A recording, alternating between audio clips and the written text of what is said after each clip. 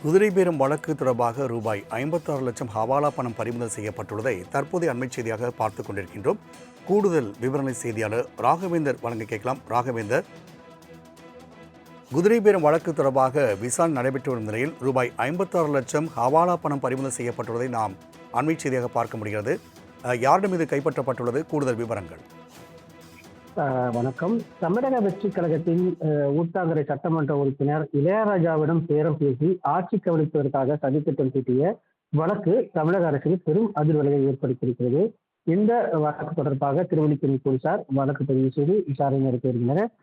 கிட்டத்தட்ட இதுவரை 14 பேரை திருவல்லிக்கேணி போலீசார் கைது செய்து சிறையிலும் அடைத்திருக்கின்றனர். இந்த வழக்கில் திமுக முன்னாள் அமைச்சர் செந்தில் பாலாஜி, அவரது சகோதரர் அசோக்குமார் ஆகியோரை போலீசார் தேடி வந்தனர்.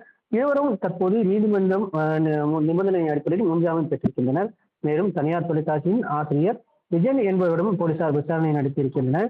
கைதானவர்களிடம் நடத்திய விசாரணை மற்றும் பல்வேறு விஜயன் உட்பட பல்வேறு நபர்களிடம் நடத்தப்பட்ட விசாரணையில் இந்த விசாரணையின் அடிப்படையில் தற்போது வாக்குமூலங்கள் பெறப்பட்டு விசாரணையானது நடைபெற்று வருகிறது. அதன் மூலம் கிட்டத்தட்ட இந்த வழக்கு தொடர்பாக 4 கோடி ரூபாய்க்கு மேலாக ஹவாலா, அதாவது கணக்கை காட்டாத பணம் கைப்பற்றப்பட்டதாக போலீசார் தரப்பில் தெரிவிக்கப்பட்டிருக்கு.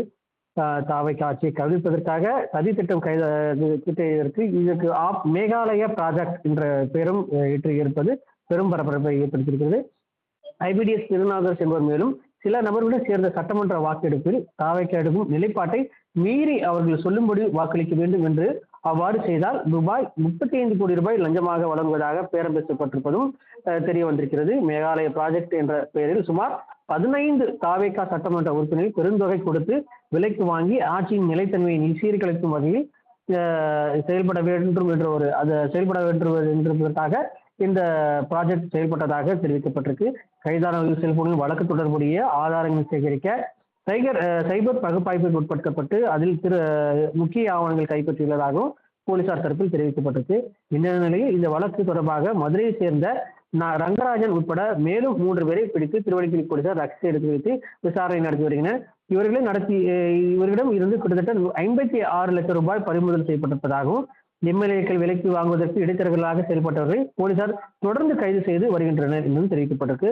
பறிமுதல் செய்யப்பட்ட பணம் ஹவாலா பணமாக இருக்கலாம் என்றும் போலீசார் சந்தேகத்தின் பேரில் விசாரணையானது நடத்தப்பட்டு வருவதாகவும் தெரிவிக்கப்பட்டது. இந்த வழக்கு தொடர்பாக சென்னை மற்றும் சென்னை, கரூர், மதுரை உள்ளிட்ட பல்வேறு இடங்களில் சோதனையானதும் நடைபெற்று வருவதாகவும் போலீசார் தரப்பில் தெரிவிக்கப்பட்டிருக்கு. தகவலுக்கு நன்றி ராகவேந்தர்.